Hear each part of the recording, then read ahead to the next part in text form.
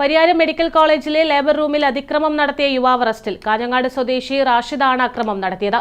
Medical കോളേജിൽ പ്രവേശിപ്പിച്ച ഗർഭിണിയായ ഭാര്യയെ ഡിസ്ചാർജ് ചെയ്യണമെന്നാവശ്യപ്പെട്ടായിരുന്നു പരാക്രമം.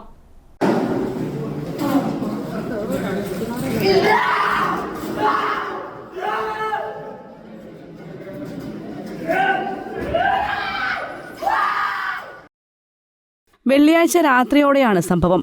മെഡിക്കൽ കോളേജ് ലേബർ റൂമിൽ പ്രസവത്തിനായി പ്രവേശിപ്പിച്ച ഭാര്യയെ ഡിസ്ചാർജ് ചെയ്യണമെന്നാവശ്യപ്പെട്ടാണ് കാഞ്ഞങ്ങാട് സ്വദേശി റാഷിദ ബഹളം വെച്ചത്.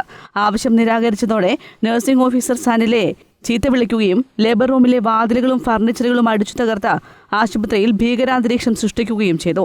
മെഡിക്കൽ കോളേജ് അധികൃതർ വിവരം അറിയിച്ചത് പ്രകാരം പരിയാരം പോലീസ് സ്റ്റേഷനിൽ നിന്നെത്തിയ പോലീസുകാരും മെഡിക്കൽ കോളേജ് സുരക്ഷാ വിഭാഗം ജീവനക്കാരും ഏറെ പണിപ്പെട്ടാണ് ഇയാളെ കീഴ്പ്പെടുത്തിയത്. അക്രമം നടത്തുന്നതിനിടെ പരിക്കേറ്റ റാഷിദിനെ മെഡിക്കൽ കോളേജിൽ പ്രവേശിപ്പിച്ചിരിക്കുകയാണ്. ആശുപത്രിയിൽ 15,000 രൂപയുടെ നാശനഷ്ടവും ഉണ്ടായി. നഴ്സിംഗ് ഓഫീസർ കരിവെള്ളൂർ വടക്കുംപാട്ടെ സനിലയുടെ പരാതിയിൽ കേസെടുത്ത പോലീസ് റാഷിദിന്റെ അറസ്റ്റ് രേഖപ്പെടുത്തി. ഇയാൾ വേറെ ചില കേസുകളിലും പ്രതിയാണെന്ന് പോലീസ് പറഞ്ഞു. 2023 ആശുപത്രിയിൽ അക്രമം തടയൽ നിയമം ഉൾപ്പെടെ കടുത്ത വകുപ്പുകളാണ് റാഷിദിനുമേൽ ചുമത്തിയിട്ടുള്ളത്. News bureau, Taliparamba.